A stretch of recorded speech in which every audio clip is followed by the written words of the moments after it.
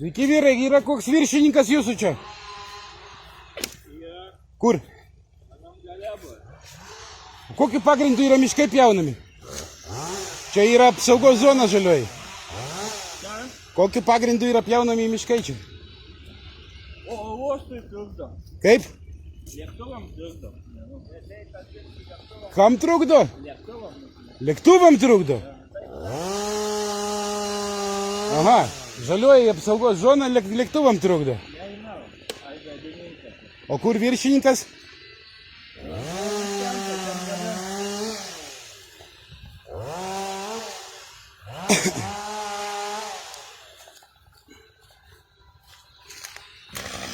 Kaip matot, trukdo lėktuvam miškas.